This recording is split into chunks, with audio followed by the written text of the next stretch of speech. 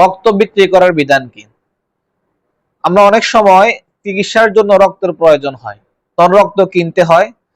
আবার অনেকেই বিভিন্ন ব্লাড ব্যাংকে বা হসপিটালে রক্ত বিক্রিও করে থাকে। এখন প্রশ্ন হচ্ছে, রক্ত বিক্রি করা বা রক্ত কেনা বেচা করার বিধান কি হবে? এক্ষেত্রে শরিয়ার মাসালা হচ্ছে, বনি আদম অর্থাৎ মানব সন্তানের শরীরের কোনো অংশই বিক্রি করা জায়েজ নয়।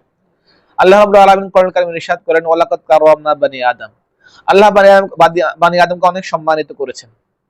এই সম্মানের আলোকে যদি মানুষের কোনো অঙ্গ, দেহের কোনো অংশ বিক্রি করা হয়, তাহলে এই বনি আদমকে সম্মান করা হয় না, তার সম্মান হানি হয়, বরং এটাকে তুচ্ছ তাচ্ছিল্য করার নামান্তর হয়।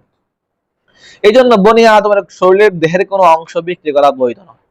কিন্তু প্রশ্ন হচ্ছে, আমরা তো অনেক সময় অপারগতায় রক্ত কিনতে যাই বা কিনতে হয়, ডাক্তার বলে রক্তের প্রয়োজন, রক্ত গ্রুপ মিলে না বা খুঁজতে হয়, রক্ত কিনতে হয়, এক্ষেত্রে রক্ত কেনার বৈধ বিধান আছে কিনা? এক্ষেত্রে মাসালা হচ্ছে, রক্ত কেনা আসলে বৈধ না, বিক্রি করা বৈধ না।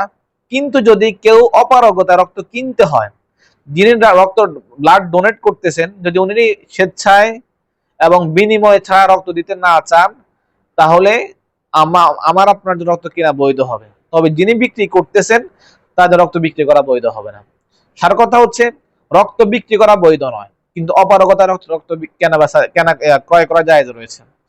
এক্ষেত্রে যদি এমন হয় যে উনি বিক্রি করলো না, কিন্তু আপনি তার খরচ বাবদ, যেহেতু তিনি একটা জায়গা থেকে হসপিটাল পর্যন্ত গিয়েছে, তার খরচ আছে, তার রাস্তা বাহন খরচ আছে, ওই খরচও তার কিছু দেওয়া হয়, তাহলে সেটা বিক্রি না, এটা জায়েজ আছে। কিন্তু বিক্রির যে সিস্টেমটা করা হয়, যে ব্লাড এক ব্যাগ এত টাকা দরদাম করে কেনা বেচা হয়, এমন বিক্রি করা জায়েজ নয়।